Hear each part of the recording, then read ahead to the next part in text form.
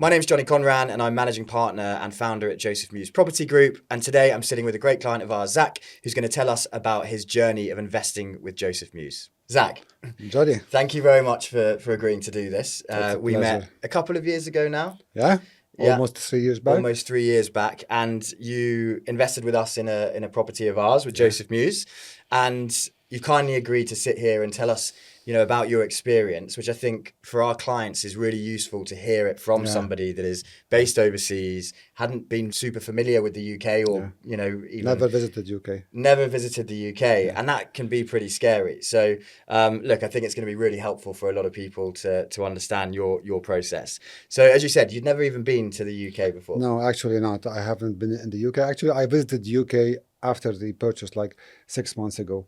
Yeah, But yeah, the when we decided to go to this investment, I did a lot of research on the potential markets which I could tap into, that could give me the diversification beyond the kind of UAE.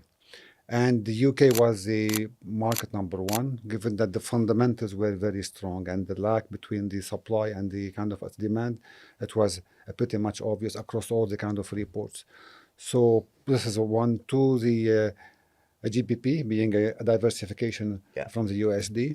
So all the boxes were ticked for for the UK So you had, market. in terms of property investment, you'd invested in the UAE before. Yeah, I have invested a couple of the properties. I do have my villa, and I have a studio in the downtown. Okay, and so this was the first time that you went outside of the. Beyond my country home, I am originally from Lebanon. Yeah, Beyond my investments in my hometown, yes, this is the first time. amazing. And so a lot of our clients are in the same position. They live overseas, whether it's in Dubai where we're based, or further afield. But what did you think was your biggest concern when you sort of decided, okay, maybe I'm going to do this? It's 3,000 miles away. What was the biggest concern? Actually, when I started my research, Johnny, I was quite overwhelmed with the potential options. I was, first of all, when it comes to the areas. Okay, now now that the UK is set as my kind of target market, where in the UK? Is it London? Is it the Midland? Okay, Midland. Where? Is it Manchester? Is it Birmingham? Is it Liverpool? Okay. Then when you start narrowing down, then you will go to the projects and the agents. Which agents? Which builder? Which projects? And funny enough, everybody is sharing the same story. Yeah, So, I mean, I was quite overwhelmed. So, until I met you guys, I was quite overwhelmed with the wide array of options that all of them look the same, yeah, and on paper they look good. yeah, So, if you ask me, doing the right choice was a struggle because yeah, everything looked the same, yeah. and I did my job extensively back then. But I need to thank you for that because you were a lot patient, and you did not push, and we waited until the right opportunity, and we just jumped on it. We did. I remember it as well when it sort of came up, and I thought it was going to be good for you. What was it about? I mean, you bought in Birmingham, Yeah, right in the city. It's actually the most central postcode. What exactly. was it about A, Birmingham, and then B, Chapman's Yard by Elevate that resonated with you? First of all, the location was very strong. Hmm. B1 code speaks for itself. The proximity to all the banks, all the multinationals. Uh, but to be honest, the fact that the builder and the projects were managed or vetted by Knight Frank Hmm. also, it added a credibility a lot, Yeah. right? So all of a sudden all the boxes were ticked. Hmm. Even if you recall, the interest rates were high They were, back yeah. then, but we were expecting that interest rates would go down Hmm. near to the handover, which they did actually. Yeah. But all the boxes were ticked, be it on the location, the builder, the consultant. Yeah, I think look that's a really big point, particularly when you're overseas. Is I don't know this developer. I've never heard about them. How do I know that what they build is going to be good Yeah, quality, or if it's going to stand the test of time? And that's obviously our job to sort of yeah, promote the best developments that we can. exactly. So when you started the process, you chose your unit. What did you buy? Did you buy a? It was a one bed. Yeah. So you chose the unit, you decided this is the one I want to go for, you reserved the unit, and then you started going through the legal process, Yeah. right? And how was that? How was the experience? To be honest, the it is very important for the people who are embarking on this investment in the UK and in any international market. It is important to get educated on the process, okay, For itself, sure. because it's very much different from the process in the UAE Yeah. and even in my kind of hometown. So it is very structured. It is very I would not say complex, but it is very governed and Hmm. controlled. So number one, it's very important to for anyone to be educated on the multiple steps, Hmm. so that they are anticipating what's coming next. Number two, I would say it is very important to have the right team. There is Hmm. no DIY in the international investment. I have learned it the Yeah. hard way. Yeah. So when you are going internationally, no matter why, to what extent you do your exercise, it is important to get surrounded by the right players and your stakeholders, be it on the solicitor, which Hmm. played a huge role, Yeah. be it on the mortgage broker, Yeah. and letting agency. Yeah. These three stakeholders are fundamental. They are. Yeah. So if you ever try to do it DIY, it will go wrong. There's a Yeah. high chance that it will go wrong. And I did actually, funny enough, I tried to do the mortgage piece on my own Mm. with HSBC. I am banking with Yeah. HSBC. But there are a lot of variables that from not, as an outsider, I don't have the visibility to take the case. So the HSBC was very much happy and the terms were very good. But when we reached to the end of the process and when they sent someone to do the inspection, until then they found out that hey, they don't have appetite for such project. Which Yeah. is, if you see it bad, but it is not bad because originally bankers like HSBC won't have appetite to a buy to let. Yeah. So if I had knew all of this information, You I would wouldn't have. have saved probably 2 weeks of phone calls and Zooms and blah blah blah. Exactly. Look, this is a huge part of it is not wasting time, sort of following the wrong path and then Yeah. starting at square one. And look, as you said earlier, it is so different to buying Yeah. property in the UAE and the US. I mean, the UK is quite famous for being quite difficult to buy property for the sort of right reasons in a sense, but you do have to provide a lot of paperwork and this is where this came from and it can feel quite invasive. And I think, it's down to us, and something I've learned more and more is educating clients to expect that, because if you're Yeah. expecting it, then it becomes a If you little are less. expecting, just to let you know that to what extent the UK market is different from the UAE. Developers in the UAE have a grace period of 12 months after the handover date on the contract, right? Yeah. In the UK, the handover date is mentioned by the hour. It's afternoon Yeah. at XY time. It's so true. Right? Yeah, yeah, it's true. It was mind-boggling for me Yeah, to it see is, that yeah. are these guys It's for real? forensic, yeah. Are they serious? So, yeah, I mean, it is so much different. And I would tell you another example on the importance of having the right team and the anticipation. The solicitor plays a very big role to confirm that all the legal documentation and the planning is done and the conformity to the council, etc. And the exchange when the exchange happened, because the solicitor was our relationship was very close, was very open, and we were planning things.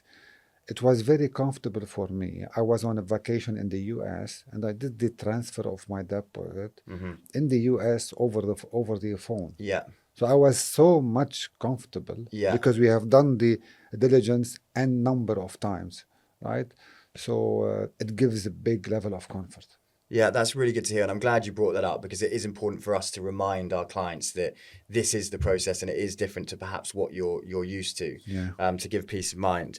And you obviously, something that can also be daunting is you bought a property that wasn't built, right? You bought Yeah. it how far before it completed did you buy it? It was at launch. It was even before launch. It was just before launch, yeah. It was before launch. And was that something that made you nervous, or were you used to the concept of buying off plan? And I'm not used to be honest. It was I wouldn't say it was a leap of faith. I Yeah. would not see I would not say that because all the elements were checked. Yeah. The quality of the profile of the builder, Yeah. location, the consultant, the capital being kind of raised. So there's no point of being Yeah. kind of nervous, You've right? done your due diligence, yeah. And It the is UK done. is typically pretty good like that. You're given a long stop date that the developer has to conform to, and so you're slightly more protected on Yeah. timescales. The mortgage is the other part, and the mortgage again is can be tricky. The first thing I'd say about mortgages is that having lived now here for 10 years and dealt with clients all over the world, is even British expats that have British passports aren't aware that they can get a mortgage in the UK Yeah. or that they're going to have options. So you obviously don't have a British passport. And so No. talk us through that. Talk us through your options. Yeah, one of the back to the first point on the points that led me choose the UK market, the access to mortgage was one of the factors, Mm-hmm. right? Be it I am a customer of HSBC Expat and I do have access to international mortgage whenever HSBC has a kind of an operation. So if you want, this was my first layer of comfort. But I attended multiple Aslan seminars, and I came to know that the access to mortgage has nothing to do with your conventional banks. You could even set up a company, Mm-hmm. and this company would own this property, and the bank would lend it based on the coverage ratio. To what extent your expected rent Yeah. is covering your mortgage. Okay, so if you want, this is so beyond your banker, you could establish a company and let this company own it, Yeah. and then the bank would be happy to do it. And then you will have also the third element, which is the lenders who have appetite to the buy to let based on your personal income. So they Mm-hmm. would assess your personal income, liability, okay, Yeah. etc., and they will give you. So uh, and the beauty of it is that should anyone decide to go to the second one, Mm. they would continue to have the access to mortgage for the same loan to value, right? Exactly. Which is great because here, for your first one, for your first investment, you would have access to 80% loan to value. The second one is 60/40. So I did have this dilemma of getting a loan based on establishing a certain entity and that this entity acquire it, or based on my personal income. Yeah.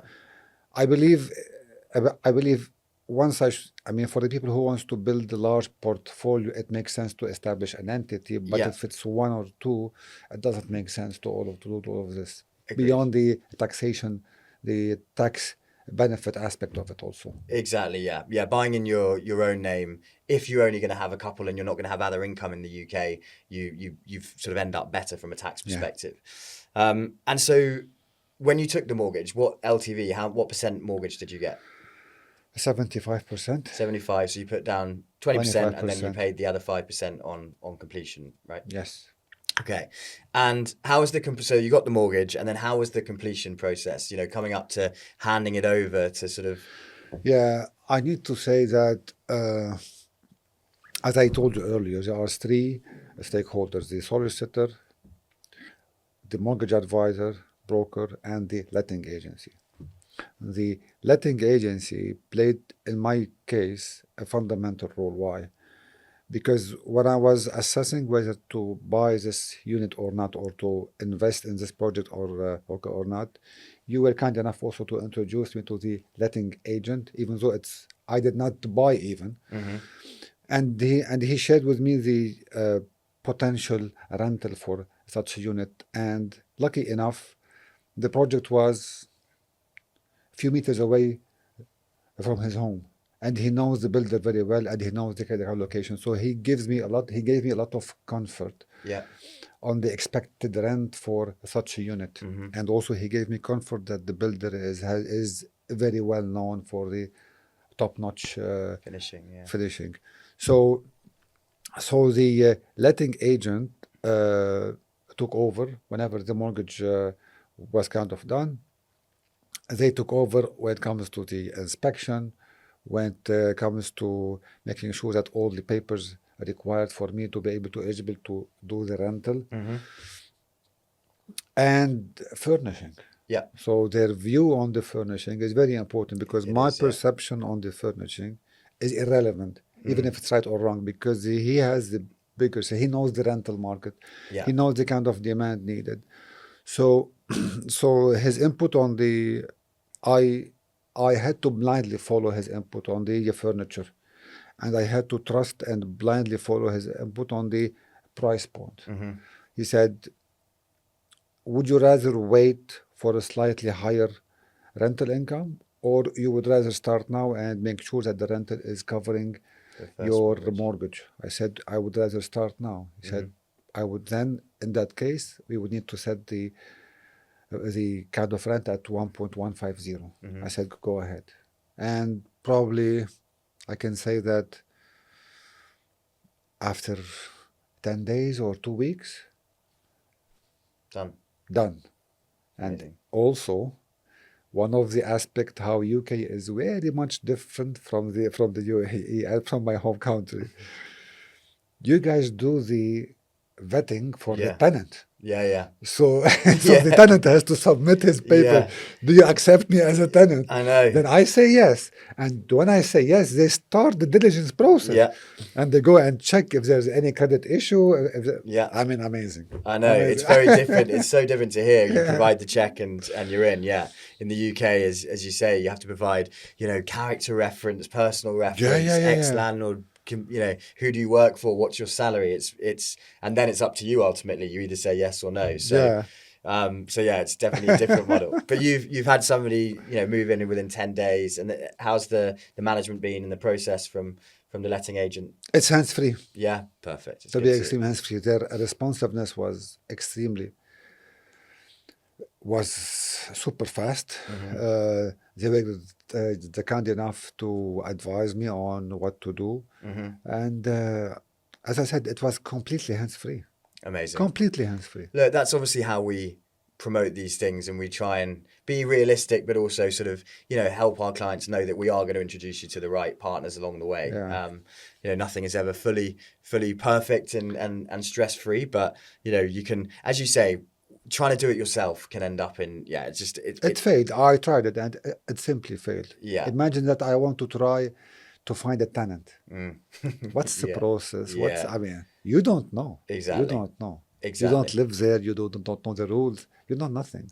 So let's say you go back 3 years before you've invested. You've obviously invested elsewhere, and you're in that position. What advice would you give to somebody that, is you 3 years ago? What would be the best advice? I mean, obviously, don't try and do it yourself. Number one is educate yourself very well on the process in the UK, because it's important to anticipate things, and it's important to understand what county or what investment you are venturing into. So the education from all aspects, education on the market, education on the mortgage, on the rental yield, trends, location, investment of the government of the UK in which area. So educate yourself a lot on all these kind of aspects. This is number one. Number two, as we said earlier, never do it by yourself. Never do it by yourself, but rather surround yourself with a proper team that can give you the comfort along this journey, because it's a journey and it's a process, and the process has a lot of steps. Yeah. Unless and until you are not surrounded by the right team, it will end up by a very frustrating journey. Yeah. Okay. Number three, and of course this would apply to all the kind of investment, have a strategy, have a long-term strategy, especially in the cases of the UK. And again, this is a differential or a difference between the UK and the UAE market. There's no such thing as flip in the short term, right? It doesn't exist simply because the UK market is probably 154 years maybe. Yeah. UAE market is 50 years. Yeah. The UAE country as a country is 50 years old. Yeah. So the market in the UK is mature. Yeah. So you need to understand and build the strategy in line with this maturity of the market. What are you looking for from this kind of investment? Is it long-term capital appreciation? Is it a kind of rental yield? You need to do your kind of an exercise. Yeah. And once you have it, you will start executing, because it has to be done based on the UK mindset. It not only does, yeah. UAE mindset. 100%. I mean, it's something that we focus on now, more and more is speaking with our clients as we sit with them for the first time and say, what are you looking to achieve? Because if it's that you're after something speculative and I want to make this in 5 years, no, the UK is not for you. That's not what its strengths are. Dubai, we've seen people invest in the last few years that have done incredibly well. It's a different market and it's good to be diverse in your portfolio. Yeah, 100%. But the UK, I mean, I guess, what's your intention from your investment in the UK? What was your strategy, or what is your strategy? The intention is first, number one is the diversification. Number two is diversification in a mature market. Yeah. So I had the chance to, or I had the option to invest in Greece and get the residency. But the fundamental of the Greek market back then, in my perspective, were not as solid as the UK. Number three is as we said earlier, the diversification in terms of the currency. Yeah. So the exposure to the UAE, and UAE is pegged to the USD. So it's good to have a separate income from a different from different country, from different as a currency. Yeah. Okay. And then in terms of, we look at some of our clients that are looking for passive income for retirement in the future. Some are looking for generational wealth for their children. Was there one of those that kind of, was it the forefront? To be honest, also, there could be a factor where my daughter is expected to go to the university soon. Yeah. An income coming from a GBP income could potentially help fund her studies or her stay if she wants to study in the UK. Yeah. But to be honest, the size of the tuition fees versus the rental income for one property, the math didn't add up much. but yeah, I mean, it is important also, and this is also a good element to kind of consider, the fact that the expected capital appreciation within the property in the next 5 years, and the fact that how easy it is and how common it is in the UK market to refinance this, and any equity which you can kind of release and put it as a down payment in the next one. Yeah.